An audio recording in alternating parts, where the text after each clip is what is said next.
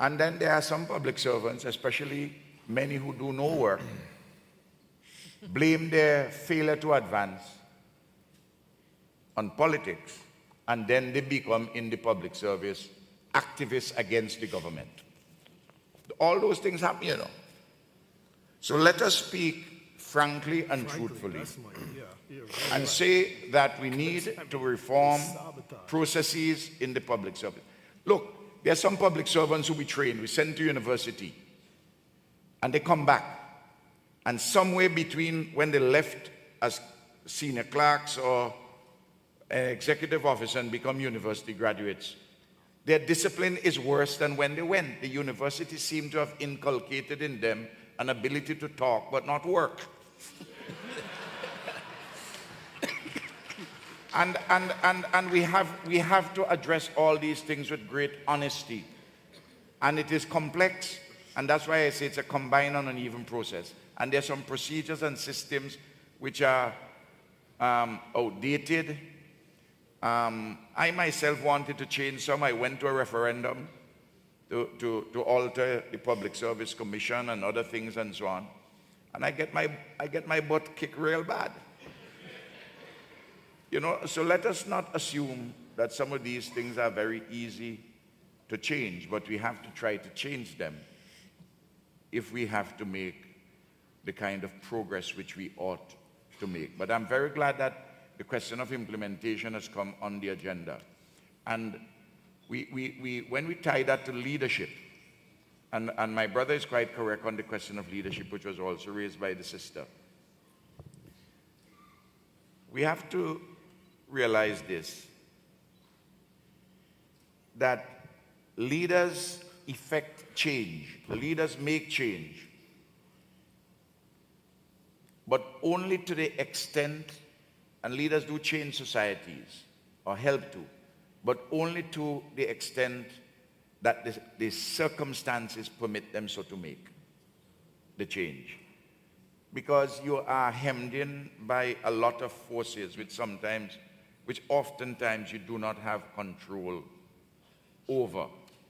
And this is why we have to have a greater democratization of the state apparatus and the greater involvement of non-state actors in the state administration, but not to undermine government and use their non-state activity as though they are alternative politicians, and to act in a parasitic manner inside of the state rather than get involved in open democratic political activity where we can all talk about one another in whatever ways we do it in a democratic setting.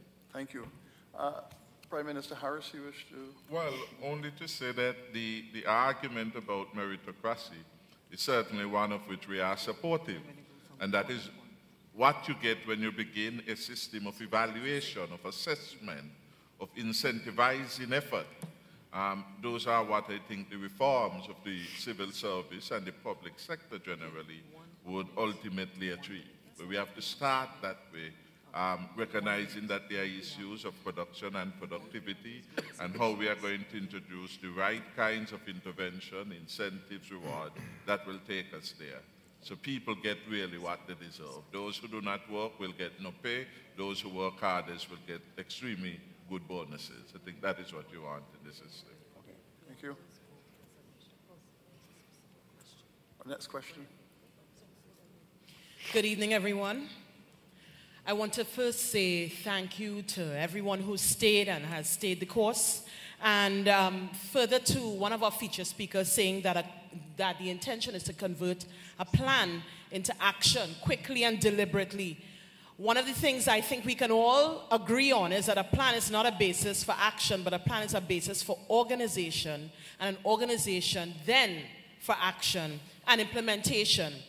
That being said, we have thinkers in this room, we have doers in this room, and the marriage of both is I think, something that is good.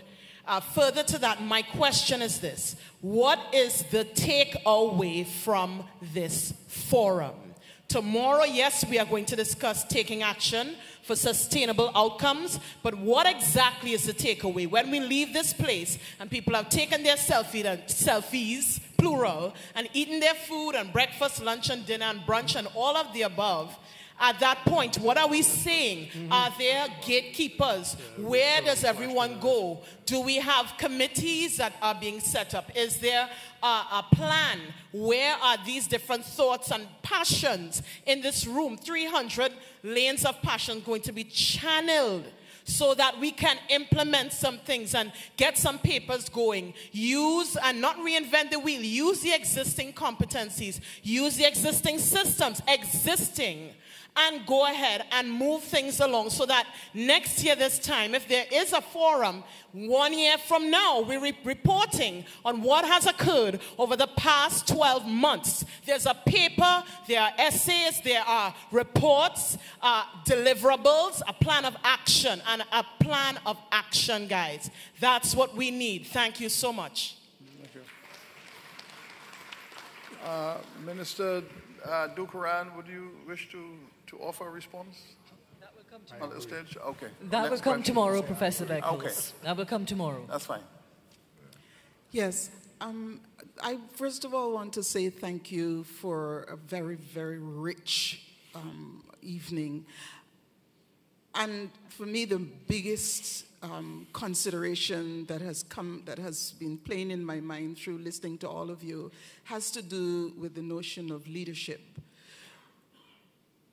I want the leaders of the Caribbean, particularly the ones represented here, to identify, to examine the degree to which their own definitions of leadership have actually blinded the peoples of the Caribbean about the degree to which we are taking leadership and the degree to which we can take responsibility and leadership.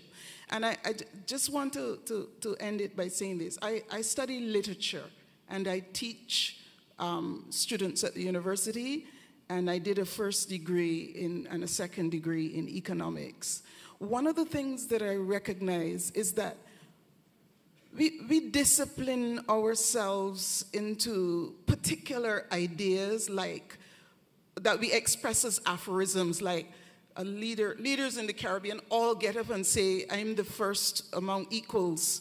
That is a nonsensical statement, but it's the kind of statement that we take seriously in terms of leadership and followership, and it is one of the problems of the Caribbean. So, for example, when I hear the gentleman from UNCTAD and the other professor, some of the things that you're talking about, I was part of a feminist and a women's movement in the Caribbean in the mid to late 1980s that said we are multi-sectoral, that said we did feminist analysis on trade, on development, on social justice.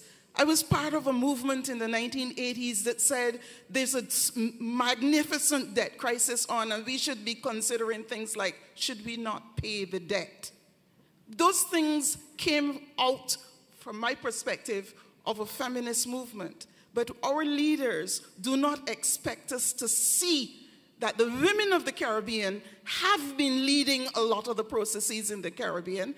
And because of that blindness, we continue to blind further generations as to their own particular and individual responsibilities for leadership. Okay, I'm going to stress, Professor Beckles, Yes. we are keeping the interventions to 60 seconds, 1 minute, simply because there is an avenue, or there is, if everybody, other avenues to actually submit more rigorous and serious things for consideration, including the panels tomorrow. Right. However, we are keeping these contributions to 1 minute. Thank you.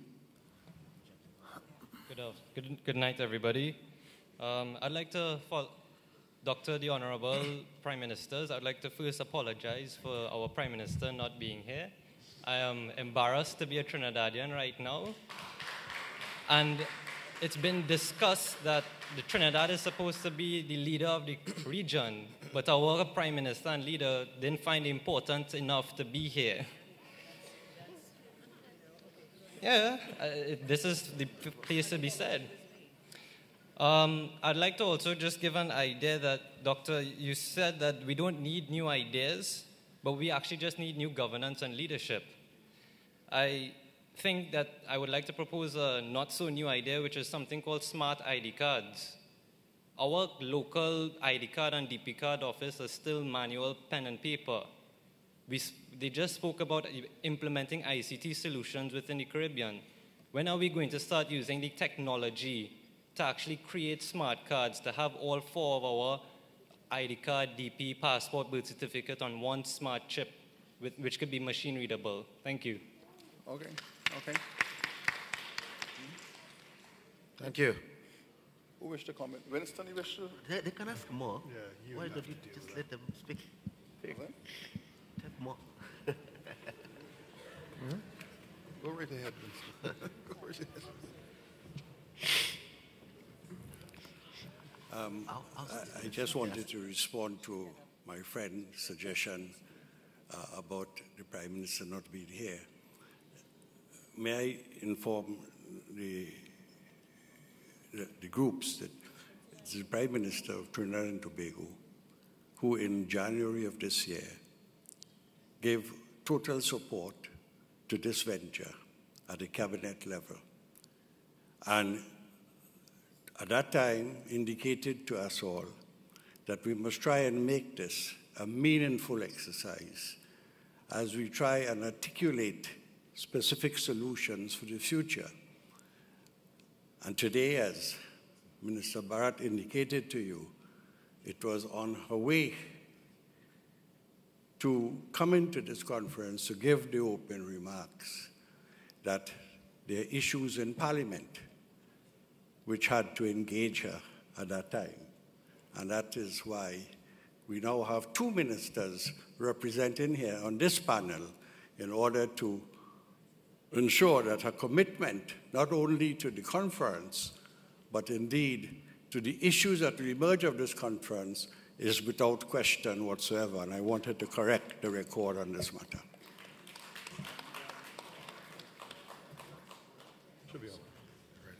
I also wanted to add to Minister Dukaran in informing the young man that the Parliament is the highest authority in the land, which is where we make laws relating to Trinidad and Tobago.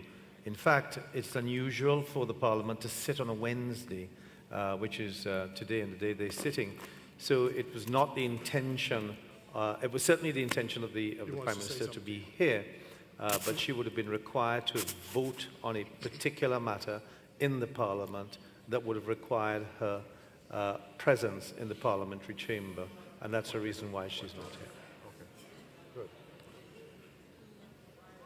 Okay, thank you very much. I'm Denzel Williams from UW Mono. I have a question for Dr. Gonzalez and one for Professor Amitav. We're looking at Caribbean futures, but I think it is important that you actually attack frontally the issue of class and race relations in the Caribbean. It's very, very critical, and I would like to hear your take on it, Prime Minister. And I think that you're talking about Marxism, and I think that's where Marxist dialectic and scientific materialism and those things would be critical to help us to view race and class relations as it relates to our development in the region. My next question is to the professor. I like your concept of shared leadership, but I will submit to you that if we're thinking about regionalism, it's not a choice, it's an imperative for Caribbean countries going forward. And therefore, I would like to hear